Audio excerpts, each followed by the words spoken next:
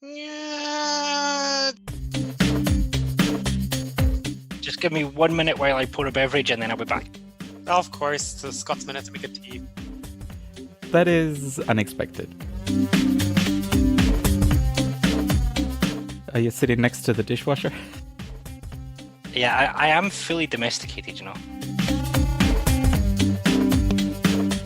On the islands.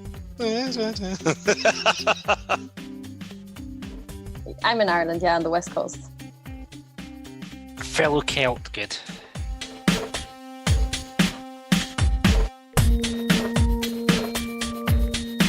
My wife gave me the most accurate description of it I've ever heard. She said to me, so it's basically you three guys and a guest talking for a while and ending with loads of puns. Yeah, pretty much. That's going to end up on the cutting room floor. I don't know. Yeah, and I was really surprised that I'm doing the introduction in the first place. I was like, what? All right. Hello, you are listening to Troublesome Terps, the interpreting podcast where no topic is too risky, no discussion is too scary, and almost no pun is too groan-worthy. Now, I'm Alexander Gansmeyer, and with me here in our virtual studio, we have our usual motley crew of multilingual maestros. First up, he's responsible for at least a third of the puns and a good number of the long stories. It's our resident non-medical doctor, Jonathan Downey. How are you, Jonathan? I'm doing very, very well. It doesn't seem that long since we recorded the last time. The time just flies in. It does. Time flies when you're having fun.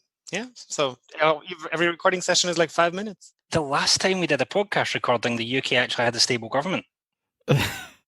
It was not that long ago, Jonathan. I'm totally cutting this out. This is not staying in. Come on, it's funny. Oh my goodness. All right. And of course, you already heard him. We also have with us the most popular interpreting podcaster in Skeek, Alexander Drexel. Hi, Alex. Hi, everyone. It's oddly specific, but works for me. Well, you do know that we have the world's most popular interpreting podcast, as Jonathan and I have discussed at length. Yeah, at least it's the most popular interpreting podcast in, what was it, Angola? Zimbabwe. I think.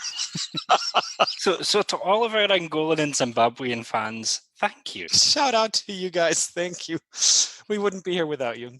Either which way, on today's show, we're revisiting a really tasty topic, and many people are aware, of course, that the majority of interpreters are female. Today, to help us revisit gender and interpreting, we have Sarah Hickey. Sarah, welcome to the show.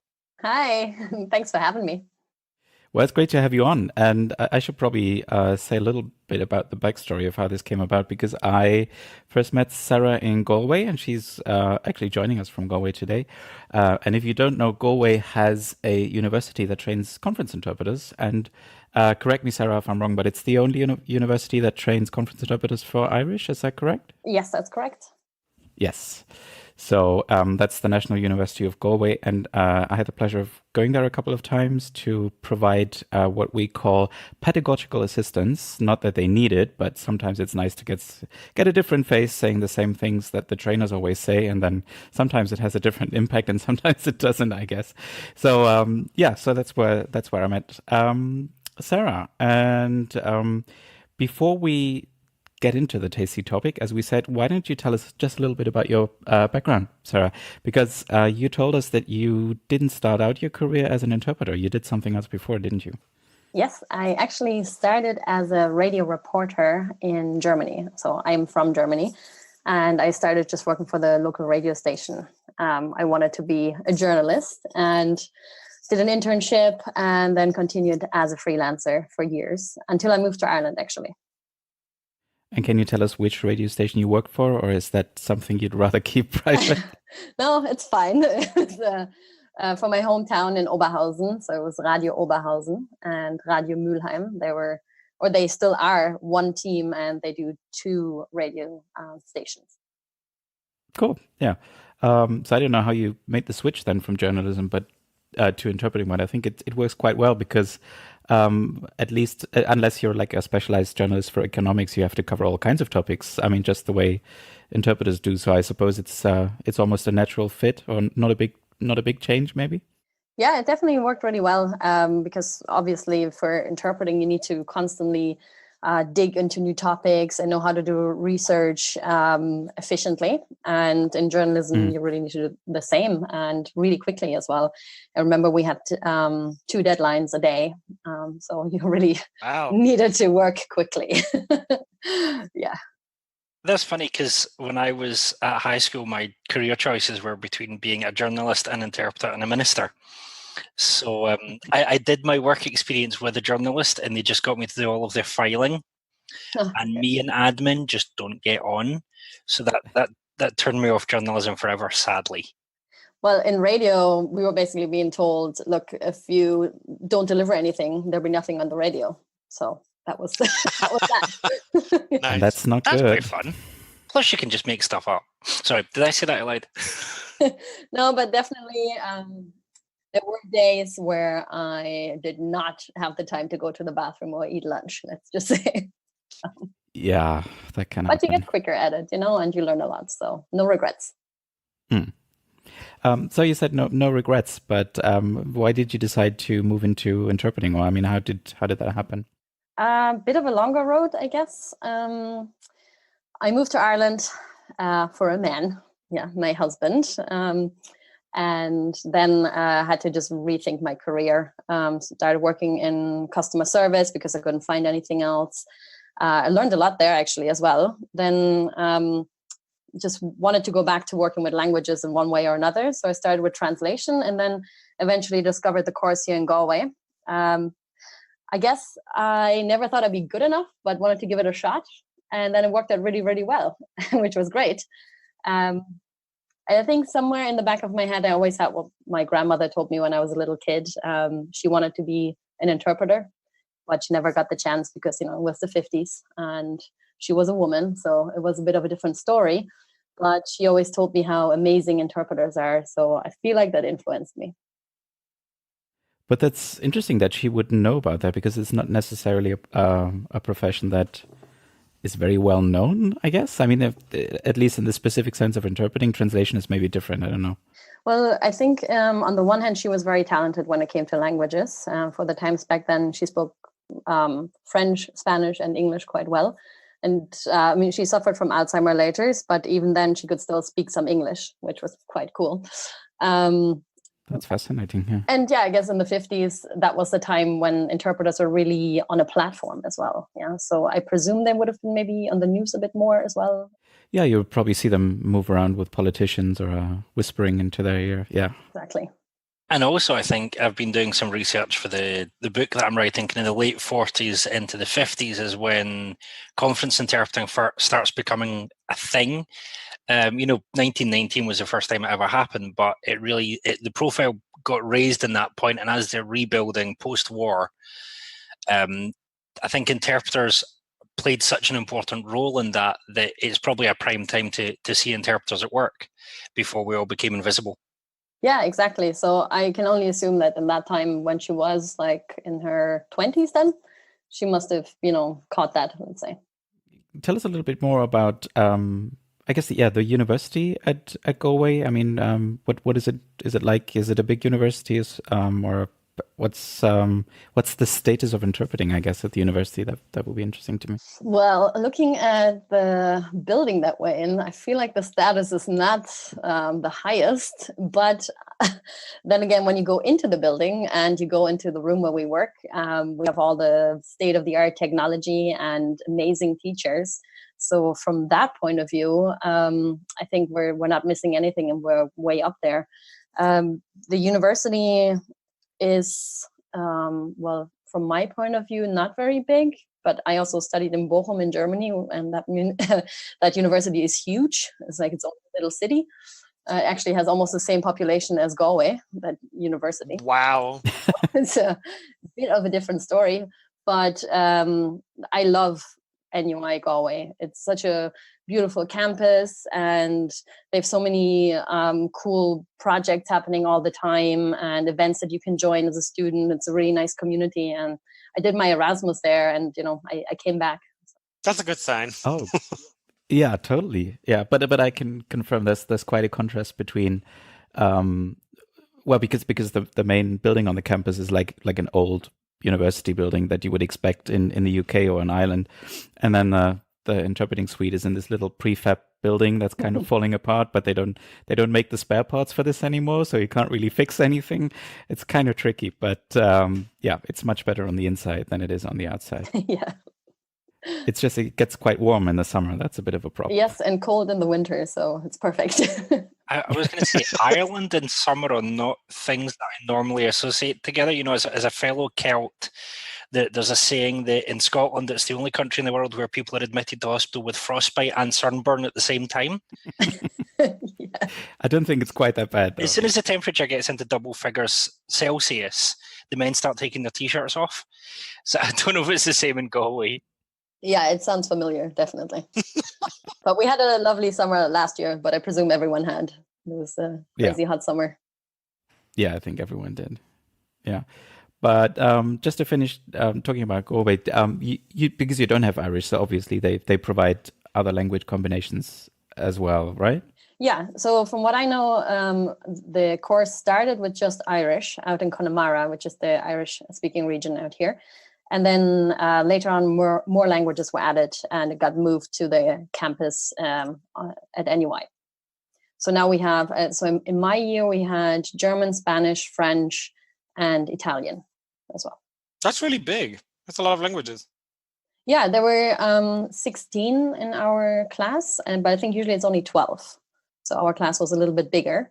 And for German, in one course, there were only 2 of us, and in the other direction, there were 3 of us, which I loved, though, because we got so much more feedback from our teachers. We got so much more out of our money, let's say. More bang for your buck. Yeah, it was fantastic. So you did the BA in German and English at Bochum University? Yes.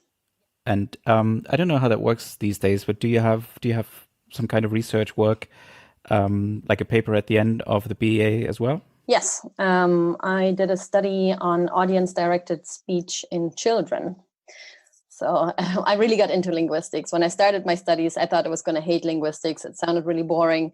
And then I got into it and finished all my exams in linguistics and did my thesis in linguistics, and I still love it. So yeah, basically, you know, the way we talk, we change the way we talk depending on who we're talking to. You know, if it's a child or an adult, a doctor, or a soccer player. And I just wanted to... That was a very specific example. So, but I just wanted to see how early this starts in children. So I actually did my research over here in Ireland as well with the sisters of a friend. The one had only just started speaking, the other or was really small, and the other was like maybe 5 or a little younger. I can't quite remember. But basically, I wanted to see if this 5-year-old already changed the way she spoke when she spoke to us, adults, or to her little sister.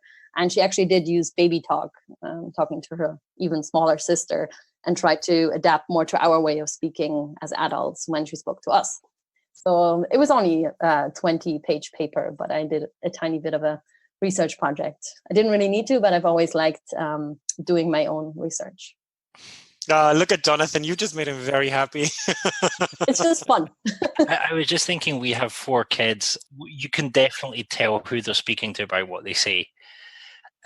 So, and this is the interesting thing, is like, you know, you get people training in linguistics, and all they really want to do is play with other people's kids. Yeah, I heard that linguists make the worst parents because they just observe their children.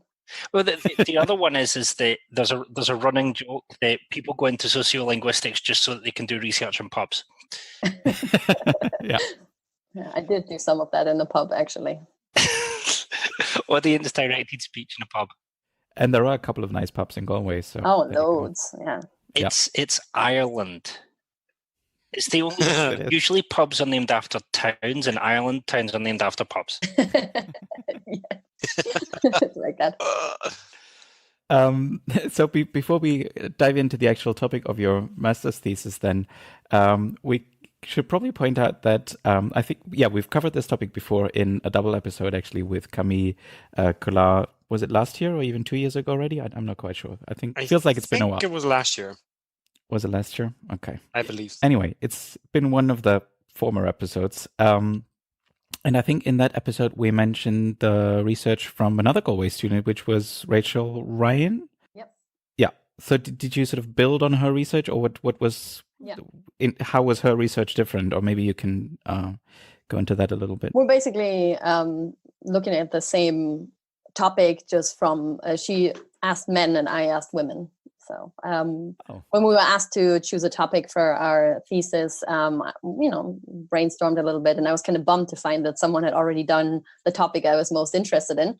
But then I read it, read her thesis, which was amazing, and then realized, okay, well, she only analyzed the male side, because of course our theses are also a bit limited. And so I saw an opportunity and wanted to ask women how they feel about it, especially since there is a majority of women now. I figured they should, get a chance to express their views. Yeah, that makes a lot of sense. Yeah. Uh-huh. So in Rachel's case, that was kind of a conscious decision to sort of limit the group of people she was talking to. Yeah. I guess her aim was, because it used to be male dominated, that she wanted to see why men today choose to go in such a feminized profession, what motivates them, and why they think this happened, this gender imbalance that we have now. Mm-hmm. Do you remember what the main motivation was for men?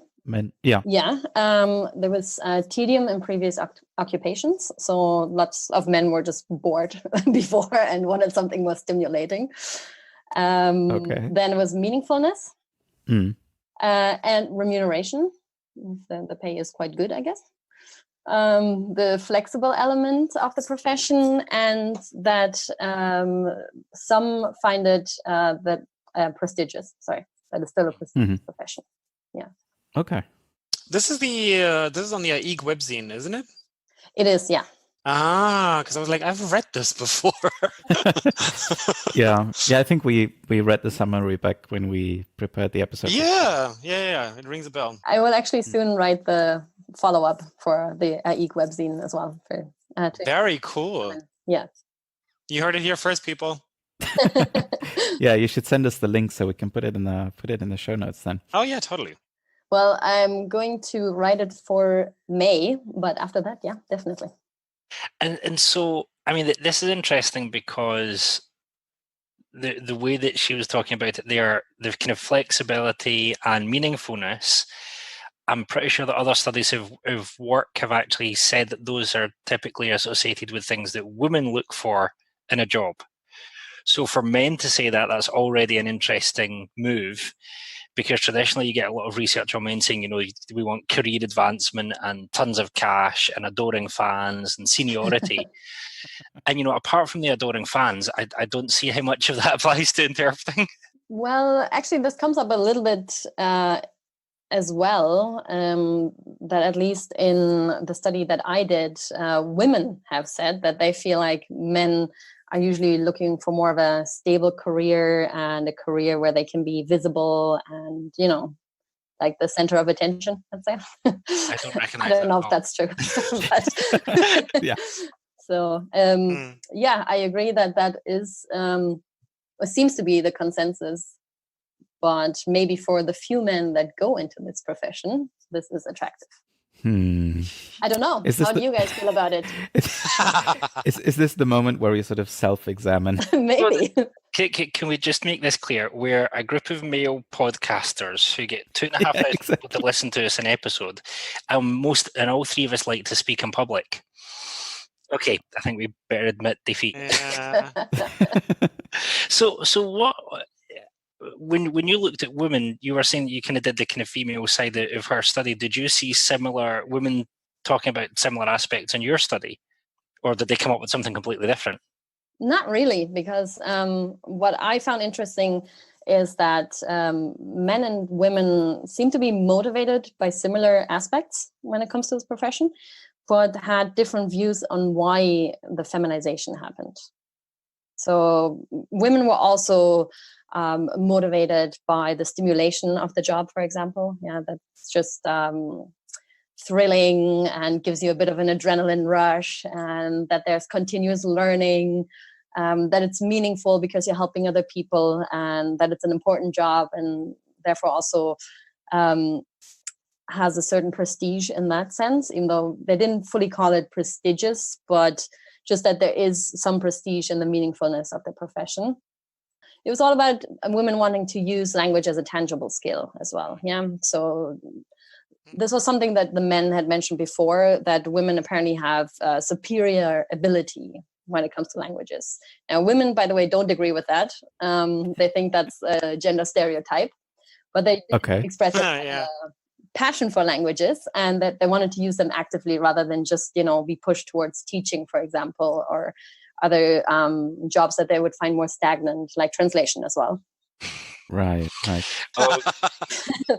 This might be controversial. Well, I'm a translator as well, and I like translation, but I love interpreting. I'm just waiting for 150 perfectly written letters of complaint from translators to hit our email address. And then what we do is we really annoy them by having an argument with them on the Oxford comma. Yeah. Oh, God. Just real quick, Sarah, because you mentioned this, that women complained that this was a stereotype, that women are better at languages. So did you happen to look at whether there's any research that would have confirmed this? Yeah, and to be honest, most of the research that I found and all the studies I reviewed, it all in the end came down to more gender stereotyping. But what I found interesting is that it's more, the issue seems to be A, in society, and B, in education, which is of course related. Because if you keep telling girls from an early age, oh, you're really good at languages, but you're bad at math, yeah, and then they all go into that direction. Of course, if you take language classes in school and then you study languages, then of course you're also more inclined to go into conference interpreting than someone that might just have been pushed towards biology all his life. So I guess my teachers must have done something wrong, because I was the only guy in a class because we had this sort of language specialization at the school that I went to, and we had only one class that took the language specialization. Everybody else was in science. So yeah. So anyway. But I think as well, I know there's limited neurological research on kind of sex differences in the brain, and there's some slight evidence, I remember reading, that women tend to be better at kind of the bilateral interhemispheric stuff. But I mean, even still, it's with brain plasticity, it could easily just be that someone's learned that. I mean, I was reading today about how sugar changes the chemistry of your brain, and thinking, is there anything that we can't change in our brains? It's going to let's just take everything. And what I found interesting in some of the studies I reviewed about, occupations and gender associated with that, is that it's actually a lot more fluid than we think. There have been loads of professions that have changed their gender over time. And then every time people would start to associate certain attributes that come with that gender with that job. Just to give you an example, I'd written some down as well. So I don't know if you knew this, but secretary and flight attendant used to be, that used to be male jobs. Nowadays, typical female jobs. I did not know that. Then book editing used to be both attractive to men and women, basically until big conglomerates came in and offered better jobs to men. So, and they took some of the autonomy away as well. So then men had the opportunity to progress, but women did not. For them, book editing remained an attractive profession. And so book editing became feminized. Yeah, I thought so too. Or I may know this from one or two movies, but did you know that computer programming was done by women initially? Yeah, mostly it was dominated by women, I think, in the beginning. Yeah, and it basically only changed once the importance of the computer rose, and then suddenly it was associated with masculinity and rationality, and now it's a male-dominated field.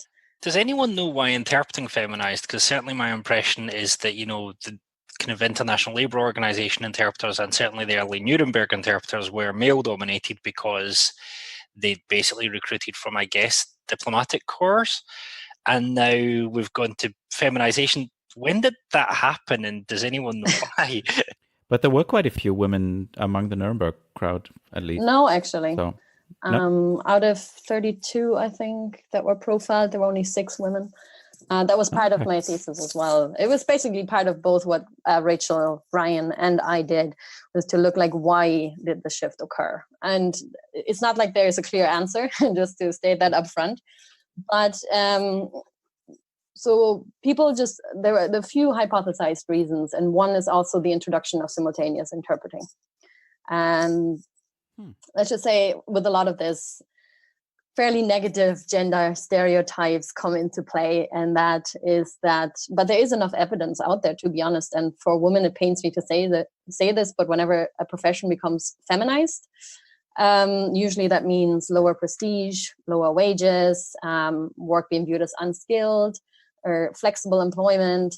But it can also go the other way around. Yeah. So when a job loses prestige, then it can open the door for more women to come in. And one hypothesis is that when simultaneous started, and interpreters were no longer standing next to the podium with politicians and were like the star of the show, because back then they were obviously real celebrities. Stop. Yeah. Genuinely, this is one true though, yeah. A theory that I don't find too stupid, to be honest. Oh my God. That basically when the interpreter became a bit more invisible in the booth, that took away from the prestige and allowed for more women to come in. So I'm rejoicing here because invisibility is like my research thing. Well, one of my research things. And I would say that there's I'm trying to work out, just doing the research for my second book. Have I mentioned that already? About this whole invisibility thing, because certainly we've got enough historical research that the invisible interpreter is pretty new. I mean, you're talking post 40s, 50s maximum. Anything pre that, you have visible interpreting, you have the interpreter as diplomat, you have the interpreter as you go back thousands of years, you have the interpreter as builder of community. And so I could actually see a good argument for interpreting becomes invisible. You've got 40s, 50s women who were in the munitions factories, the men coming back from work. Yeah, I could follow that argument on a purely sociological, political basis, which then opens up the door to, is the invisibility norm damaging interpreting? Now, I have very strong views on that, but it's a related question. Yeah, and the thing is, like, as with any profession that becomes feminized, unfortunately, research shows that prestige drops and wages and working conditions as well. And if we look at the recent trends in interpreting as well, and for example, the protests at the parliament as well last year over working conditions, a bunch of research in the interpreting industry has pointed at this development, working conditions going down, the profession increasingly being viewed as a service profession, and service is associated with women as well. More ACI days, for example. So that's more flexible employment. That's again associated with women. And this is not to, by the way, supposed to sound like I'm blaming women. I'm just trying to point out that in a number of professions, you can observe similar trends. Yeah. And it seems that some of it matches what is happening or happened in interpreting as well. That kind of opens up a whole Pandora's box of, I mean, one of the questions that's lingering for me now is the feminization of interpreting linked to changes in how interpreting is viewed, and which then creates changes in working conditions. And then you think, well, how do you reverse that shift? If anything, there's pressures on us to become even more invisible with the advent of the advent of reliable video remote interpreting. Studies in sign language interpreting have shown that the interpreters who work remotely tend to feel undervalued, underpaid, invisible. And you think, well, you either say, sorry, we've got to deal with that, or you say, well, what do we do next? Has there been any research on what happened when feminized professions have gone, well, hold on a minute, that's enough. We've noticed these trends and we're going to try and stop them? To be honest, I don't really know. I only have a bunch of examples where I think, for example, in nursing or in education, which are very feminized professions, where it is a really bad situation that not more men go into the profession. Yeah, because on the one hand, I mean, in education, I'd say little boys also need male role models, yeah, to look up to. In nursing, you also need to have men for a number of reasons, but also just for patients who might feel more comfortable. But that's just one reason. But then also, if those professions, they're not paid well, they're not respected well. So of course, why would men usually go into those professions? And so this is a bad situation. And if we could, for example, raise the prestige of those professions, pay those people better who deserve that pay anyway, and then hopefully get more men in, you could hopefully change not just the status, but just the situation overall. Now, in interpreting, to be honest, I'm not really sure, because I don't want to say, oh, we need men to combat this, or there's no way out, but at the same time, I think gender balance is advisable in any profession for a number of reasons. What participants have pointed out to me was that they feel like the real imbalance is more in the power structure. They feel like there's more heads of booth that are male, that maybe on panels as well. They said like in the last years, things have started to change, but that for a while, some would go to conferences and the whole panel would all be men and the whole room would all be women. And that's just that's just ridiculous. Podcast. she says to the Mano podcast. Totally a mental cast, yeah.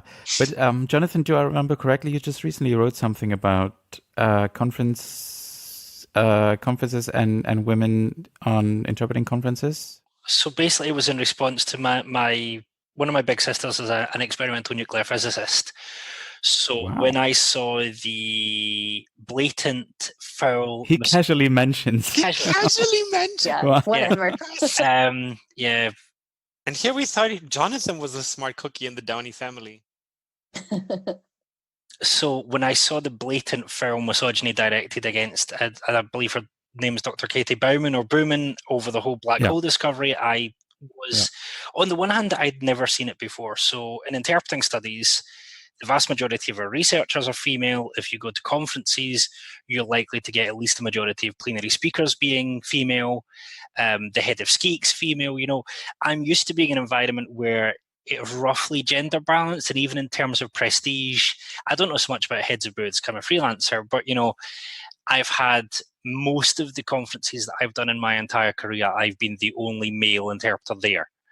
I'm used, and you go to translation interpreting conferences, the audience is usually slightly more female than male. On stage, if you go to BP conference or TLC, well, not as much TLC, but BP conference and many of the others, the majority of the speakers are female as well.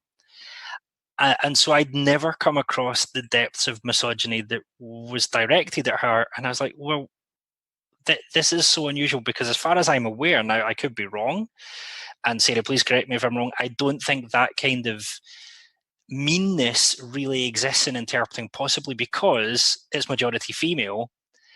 And so, any misogynistic man in interpreting would be out on his backside within a couple of hours, quite rightly so. Well, not if he's the one in power. But no, but I mean, not to say that there aren't any misogynists. I don't know, to be honest, because first of all, you said that the majority of researchers in the field are female. As far as I'm aware, in interpreting studies. Can you name any? What, in interpreting studies? Yeah, a female one that's well known. There's Jemina Napier. There is Denisa Seleskovich, one of the, and Marianne Lederer, the people of interpreting studies. Sylvia Kalina. Okay, cool.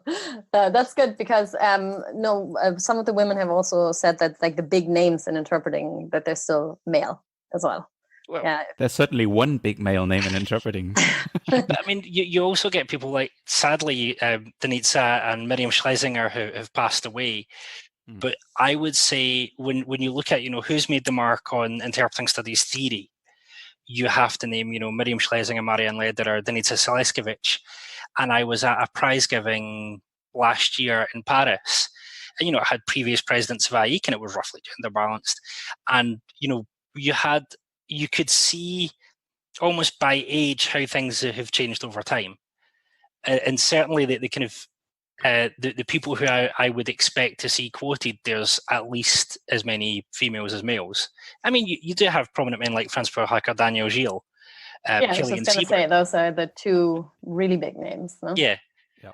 But then, I when I did my master's, I was desperate to meet Miriam Schlesinger and just sadly never got the chance. I did get to meet Marianne Lederer and was absolutely in awe of her contribution to the field.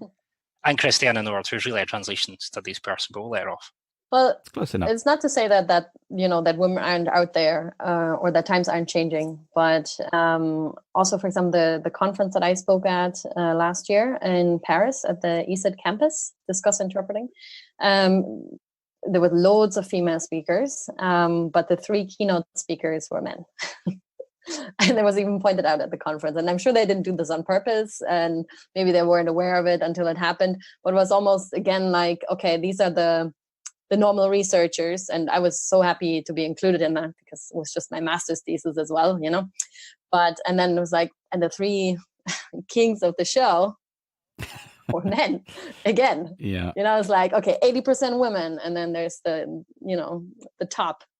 A lot of them have pointed out like they're few in numbers, but aren't they mighty? That kind of way. I would actually say so. Like my current interpreting research heroes, Morven, Beaton, Ebra, Derek, they're pretty much all female. But it's kind of a weird one because I'm going to the ITI conference by the time this comes out, and they gradually released the list, and I'm quite happy talking about this because it's a public discussion. They gradually released the list of featured speakers, and just because of the order in which people confirmed, the first kind of bunch of speakers they confirmed were all male. And suddenly there was this rush to say, why have you got a manel? And, our conference chair said, hold on a minute. We actually have roughly equal. It's just that the men happened to confirm first on this occasion, not saying it, And I was like, okay, I get the concern for gender balance, and I agree with it. And I would say in interpreting studies, your plenary speakers should probably be at least 50-50, if not 70-20, 70-30 female to male. But yeah, it's a...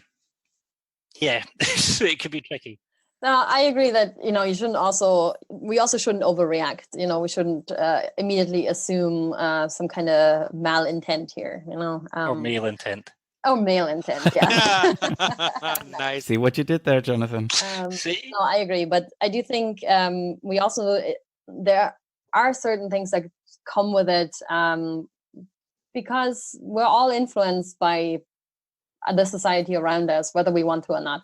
I don't think of myself as being biased when it comes to gender, but of course I am in a way. I'd be an idiot to claim that I'm not, We're all biased in one way or another. And even when we don't mean to, this can really influence a profession and the conditions in that profession. And that's why I think it should be taken seriously. And I was glad to hear that people said that things are changing, that, for example, women also go into higher positions, or maybe it's even enough to raise awareness around this issue. When people say stuff like, oh, it's such a service profession, or it was suggested that it has a nurturing element, and that's why it's appealing to women. I don't really agree with that. Then I just wonder, well, what was it like for the men who more or less started this profession? Where they all went to nursing. Yeah, did they all go to nursing school? They were all really great at serving people. And it's just how is it that we're associating these attributes with the profession now, when back then it was done by men as well? And it was comments like, oh, women can multitask better. I know that's a common cliche. Maybe we can. I'm a good multitasker, but I'm sure you guys are too, because you're also interpreters. So I don't think those are good arguments. It's probably more the other way around, that now there are women, people are trying to find these explanations, but then again, it was done by men before, so it's still being done by men. I think we have quite a few interpreting students or aspiring interpreters listening to the podcast. So I'm wondering if you could explain just a little bit how you, well, I think you've told us a little bit about why the topic was interesting to you, but maybe tell us a little bit about how you approached the whole thesis. I mean, you don't have to go into too much detail, but just what's the approach? Because I think that could be interesting, and it's interesting to me because I'm not really an academic, so I'd be interested in your approach and how you went about writing the thesis and doing the research. Okay. Well, first I put on my thinking cap and thought, what interests me and what do I see around me? And then I was lucky enough to find Rachel's study, and it just really opened the topic up for me. And then when I obviously had to look into the female side a lot more. So I could not find anything related to women and work that did not immediately suggest stuff about family and gender imbalance. That was like something I wanted to know, what motivates women in general, to go to work. What do women like about work? And it was just impossible to find. Everything was just related to being suppressed and that side of things, or women and family, how do they make it work? Also, not one study that asked that about men, by the way. Yeah. How do men make it work? But but then I took a lot from that. It was telling in itself. And then I found I just researched more into that field, what was associated commonly with work and women. How else did I go about? Just research in general about the development in conference interpreting, where it started out and what route it took. Found a little bit about the topic directly, but very, very little. And then tried to mash it all together into something coherent and published a survey. Because I wanted to just gather data on it. I didn't want to just... I wanted it to be solid, and I got 161 valid responses to my survey from around the world. So I think that's pretty good. Yeah. Oh, wow. Yeah. Yeah. So are we talking kind of multi-choice or free text responses or kind of Likert scales or? Yeah, a lot of the Likert scale, but not only. So I took some from Rachel's research because I wanted to see, do women have the same motivations? How do they feel about those? And also, how do women feel about what men suggested, what draws women to the profession? Yeah, actually, one thing I found really interesting, if you don't mind, men said that they think the flexible element attracts women because it allows them to combine work and family.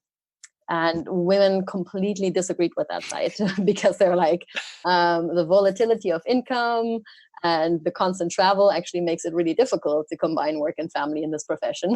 So no. And also, I thought it was interesting that they said, oh, the flexible element is probably not encouraging for men when it comes to their profession because they want it to be stable, and also it's not encouraging for men in combination with family, but for women, like men assumed the opposite, if that makes sense.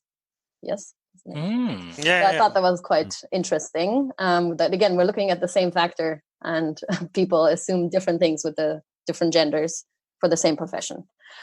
Anyway, so I did the survey, got a lot of great responses, and at the end I had a little comment field and I got so many comments, which was amazing and so much work. Yeah. Free text comments, yay. And then I followed up the survey with 4 interviews.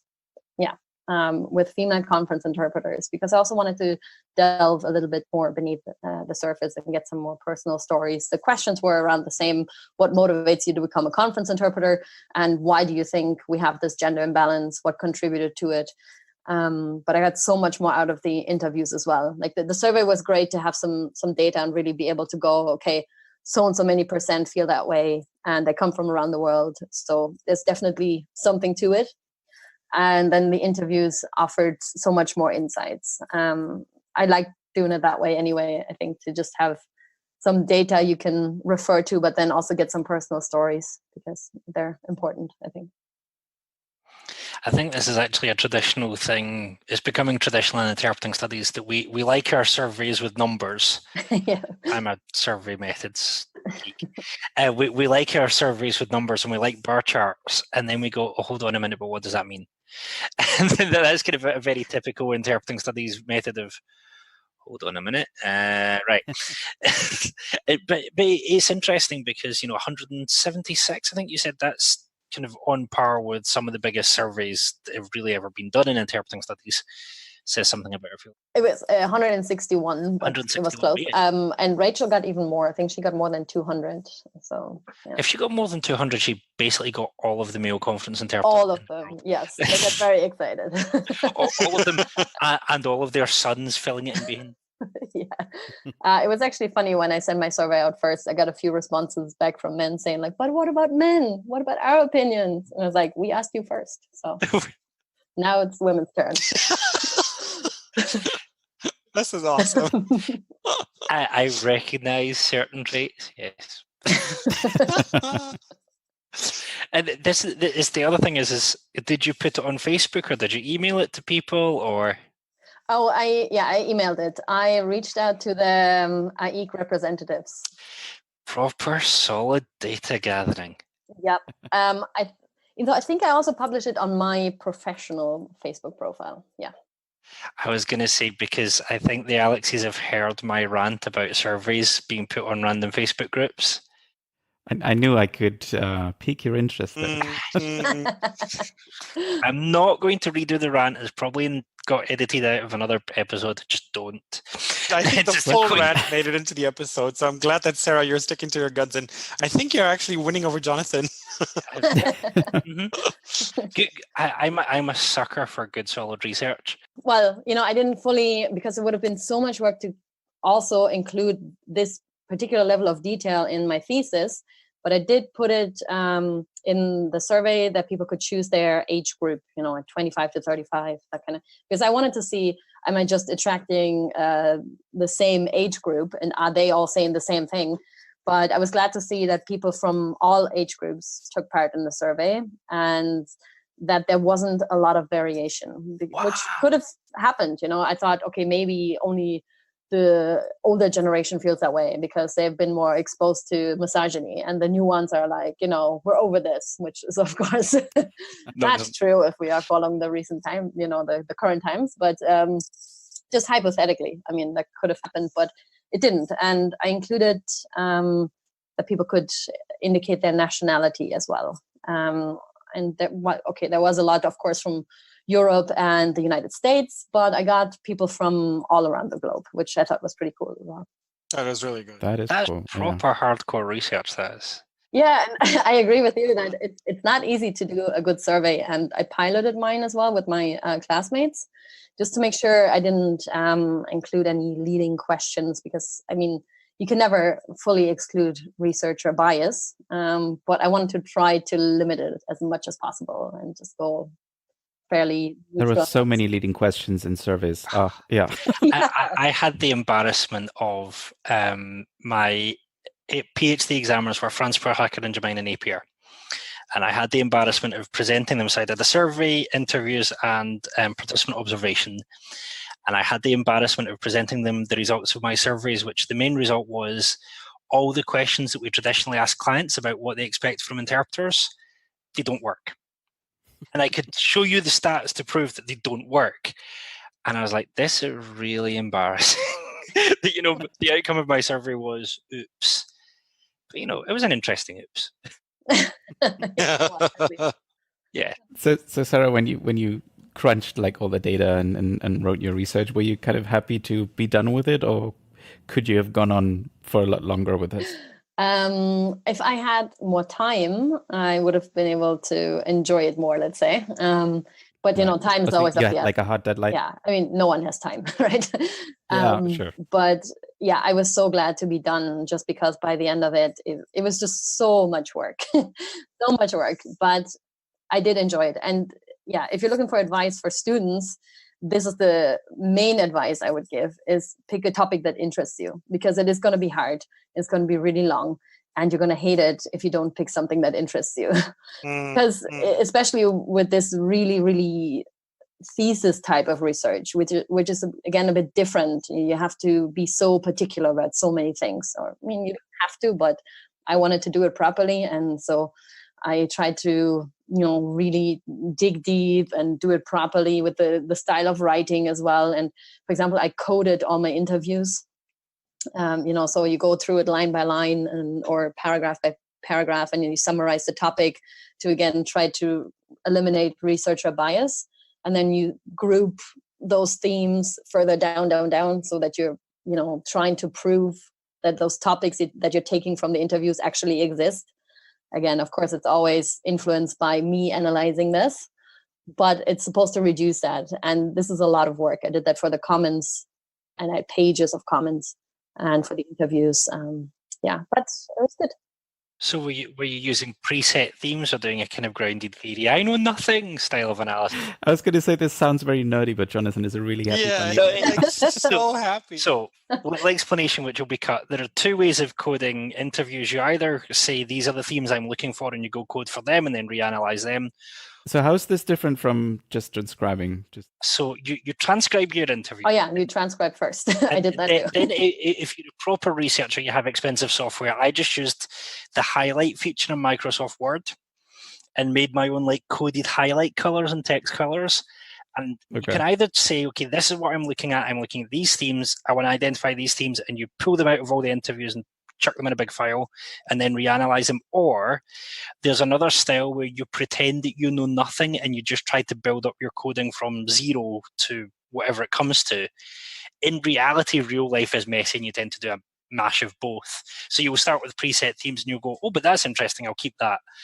And so I don't know, did you start and say, I'm just looking for these themes, or did you fall into the whole grounded theory, I know nothing way of doing research? Yeah, I tried to do the going in blind approach. Yeah. That is proper hardcore. Let me guess, that's the more difficult one? Yeah, for a while it's just my desk was covered in paper and notes everywhere, color coding systems. Thick books by Glasser and Strauss sitting on your desk going, I have no idea what they mean either. I tried to read, so the kind of grounded theory textbook, I guess, is by Glasser and Strauss. And someone email me if you can get past the first chapter without going, what? What? Nice. Yeah, they're confusing me. So what happens once you're done with, well, basically your studies, I guess? Is there one of these nice ceremonies where you throw your hat up in the air, stuff like that, and go away? Yeah, sort of. We had a lovely ceremony in November. So a good bit later, we submitted the thesis at the end of August, I think it was. And then, they get a bit of time to correct it. And then we had the ceremony in November. And it was really nice because I didn't attend my ceremony in Bochum because I literally handed in my thesis. And a week later, I was in my car and drove off to Ireland without a plan. Really smart. Yeah, cool. Yeah. I like it. And, so this time I got to do the whole ceremony, and we had to rent robes, and it was in the nice building in Galway that looks kind of like it's from Harry Potter. Yeah. And so we really looked like students from Harry Potter, I thought. Yeah, and the whole thing was web streamed. Yeah. Yeah. I'm not used to this. It was 300, or no, not 300. Loads of people in a room, and you get your 4 seconds of glory on the stage where they call you up. And you get to shake the hand, wave, and then you're out, and then you sit there for another 2 hours and clap. But it was lovely anyway. Our whole class was there. They all came back. Everyone already went back to their home countries, or most of them. But everyone came back, and Susan was there, our teacher, and a few of the other teachers, and we all had a drink together, and it was really nice. That is awesome. Sounds good. Everyone gets confused because in the UK you get hit on the head, and other people are like, why'd you get hit on the head? So what do you mean? So they have a cap, and they hit you on the head with a cap. They didn't hit us. No, we weren't hit. Oh, I've been hit on the head twice now. Irish are nice. Maybe that's you, Jonathan. They did it to everyone. Okay, well, fair enough then. Yeah. But yeah. It must be a Scottish English thing. But anyway, goodness. You mentioned in passing before we got you into the depths of research about working for Nimdzi. So who are Nimdzi, and what kind of research do they do that interpreters might be interested in? At Nimdzi, we do market research for the whole language service industry. So anything to do with language services is what we cover.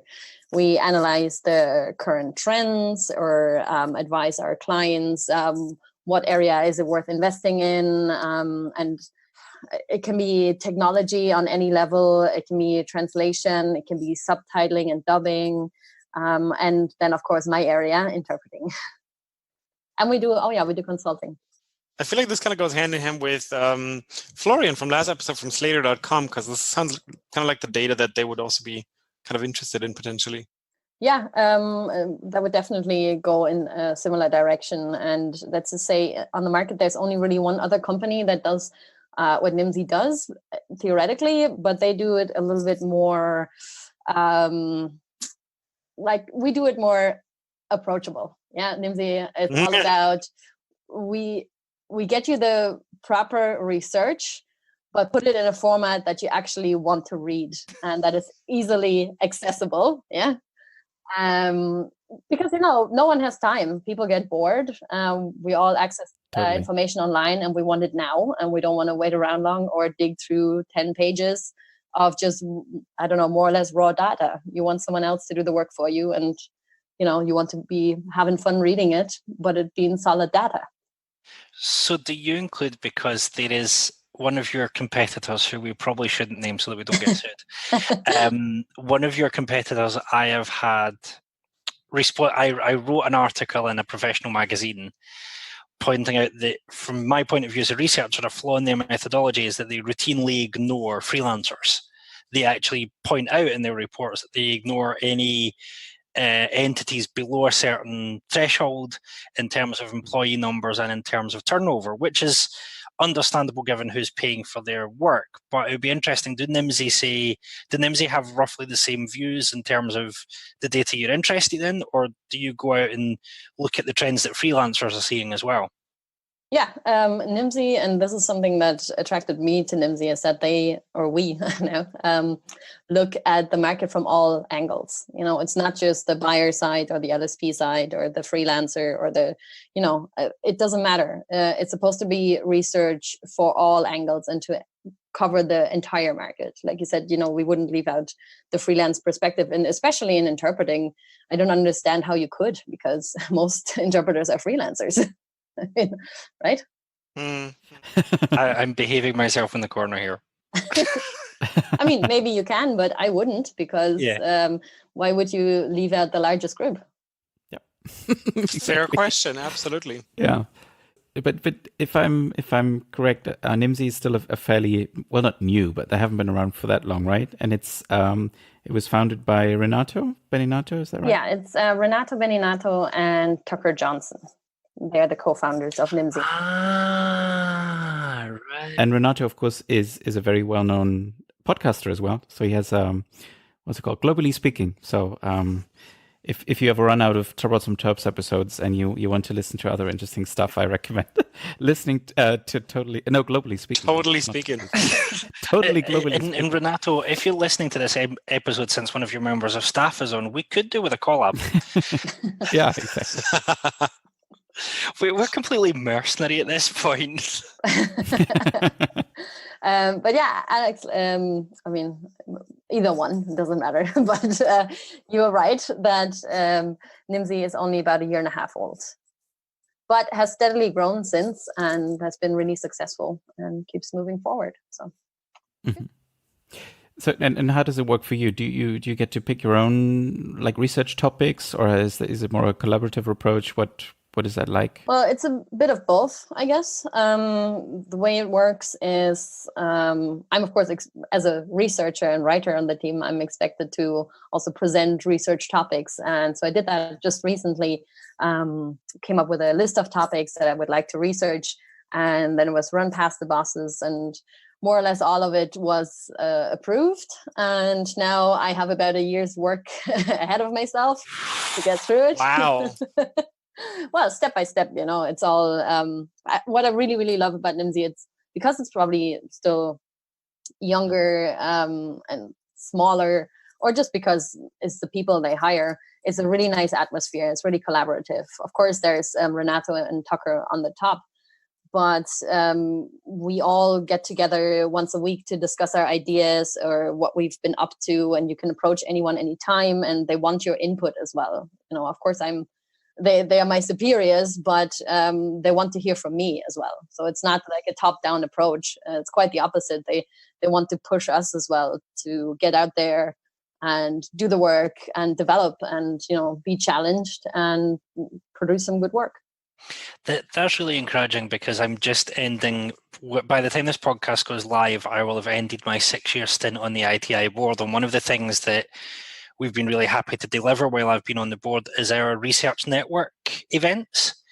So ITI is deliberately trying to bring together researchers in interpreting from especially the UK, but from all over the world, to try and build more of a collection of really practical hands-on research, and to see Nimdzi kind of take the freelancer perspective seriously, and so that they've got a serious researcher on the team, actually is really encouraging for us, because it means that we're not the only people kind of shouting about practical research. We know there are other associations doing it, but to have a company saying this is what we want to be doing is incredibly encouraging, incredibly forward-looking, and it gives me hope. I'm writing a book on the future of the profession at the moment, and it gives me hope that, if this is what's happening, we don't just have to listen to the loud voices that are talking about this technology or that one. Sorry, Alex. But, we can start to build our own knowledge as well. I mean, technology is good in its place, but we can start to build our own knowledge base that's not necessarily controlled by organizations that have their own inherent biases, whether we like it or not. Well, I was actually just recently at Gala. Do you know the conference? In Munich. Yes, I was sent there my first month at Nimdzi already, so they seem to have a lot of confidence in me.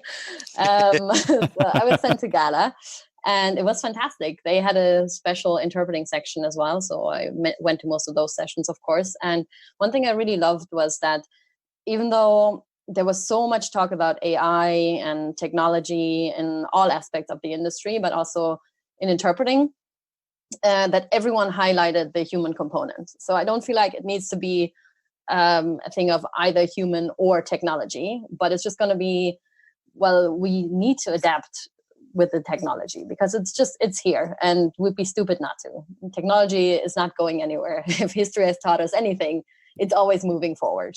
But the one thing, there are certain elements that cannot be replaced by technology, or at least not in the near future, maybe never. And that is just certain human judgment, nuances, empathy. I forgot the whole list, but it was highlighted in so many talks, and I feel like I couldn't agree more. So if anything, the interpreting market keeps growing. It's such a big field, and we at Nimdzi also agree that it's been that it is an area that has been not fully ignored, but not been giving as much attention. And we would like to change that because it's an important area and it is growing. So, there's enough reason to. And it's very difficult to get market size estimates when, I was chatting to Dr. Henry Liu, who used to be the president of FEAT, and his conclusion is the same as mine, which is the biggest growing client sectors for interpreting are the people who don't yet know that we exist.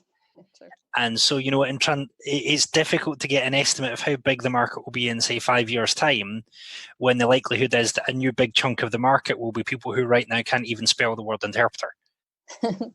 And it's like, how do you do market growth survey, especially with, I don't know if Nimdzi's spotted this, but I've noticed a change in the way interpreters talk about their own work and the ways that we market, especially outside of the big kind of Munich, Paris, Brussels nexus. In smaller markets like parts of the UK and Scotland, we're now going, well, actually, if we want work, we need to go and find it. And if we're going to go and find it, then the easiest clients to win are those that no one else is currently working with.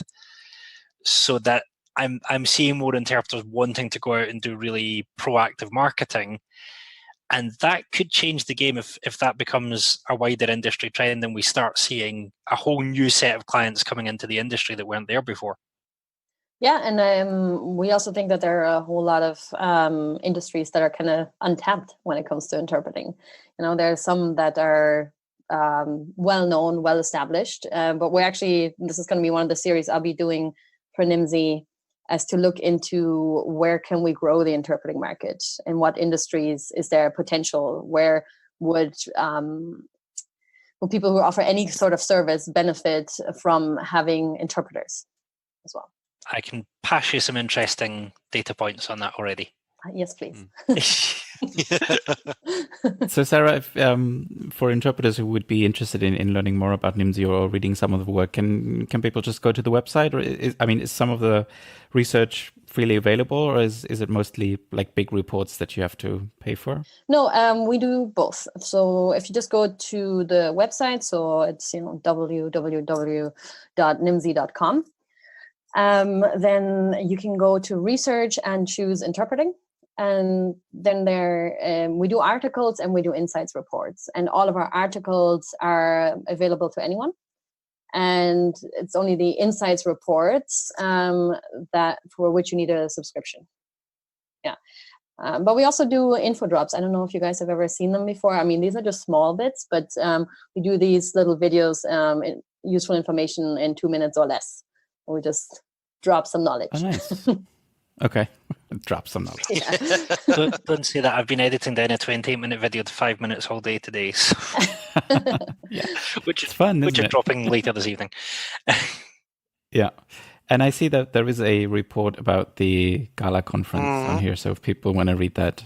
I keep wanting to go to Gala, but it's so expensive. Yeah, I got lucky I have a that couch to crash on. Although to be fair, I'm not getting to go to Gala, but I'm getting to go to South Africa this year. Yeah, well. Pretty cool. Yeah.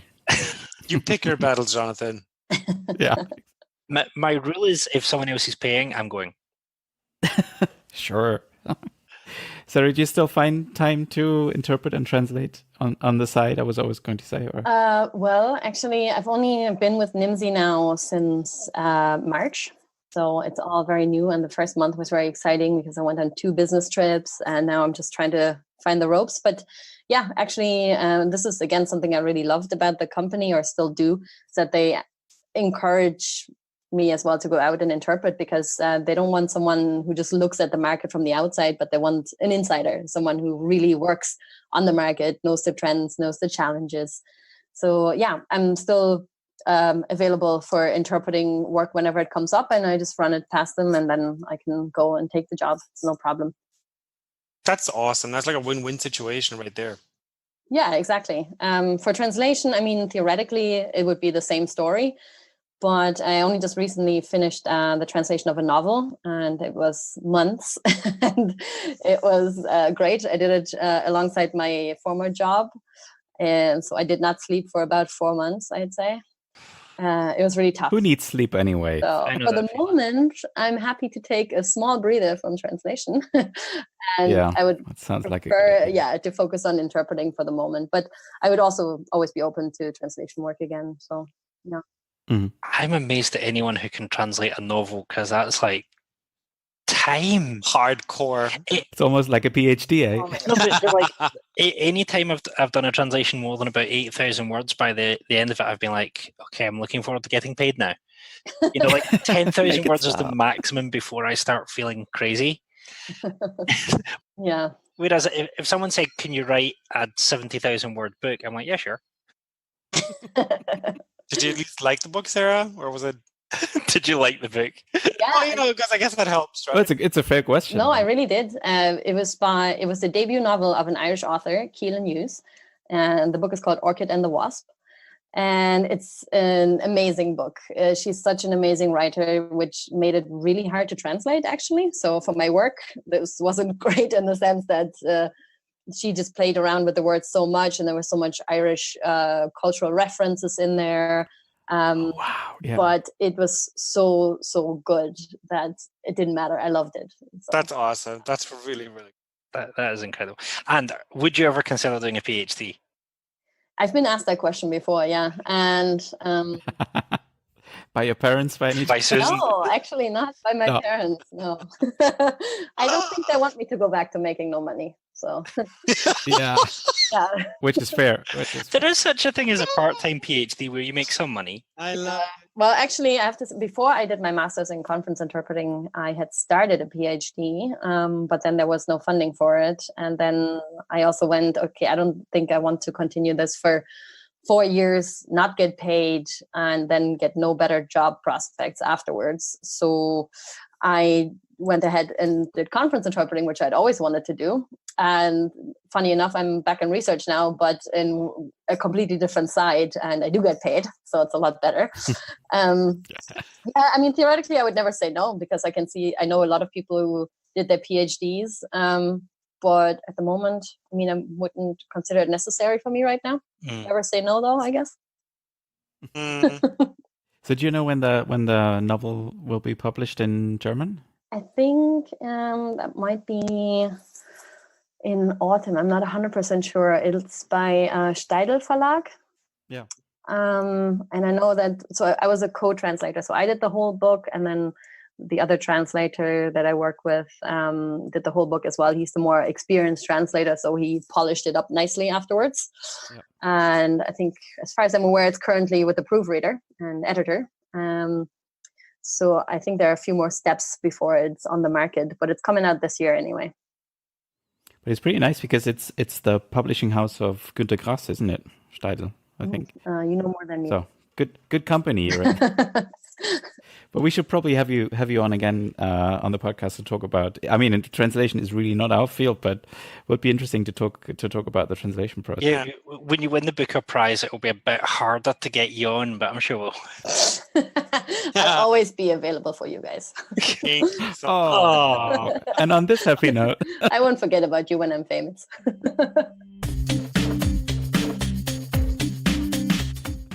That's what they all say.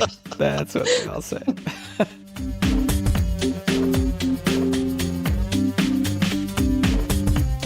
So I actually had the pleasure of meeting the author whose book I translated just last week at the Literature Festival here in Galway. And first of all, yeah, she also said in one of her talks that most writers more or less make minimum wage. But yeah, then I got to meet her afterwards, which was amazing. And to my surprise, she was just as excited to meet me as I was to meet her, because she'd never met her translators before. So it's really cool.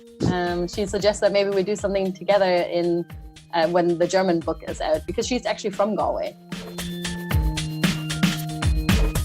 Yeah, because what Keelan told me as well, she said that translators are the best readers because they read your book so in depth and question things and like, how did she mean this? And how do I convey this? Because, it's like, yeah. I'm going to chill out on the couch. Get out, I'm leaving.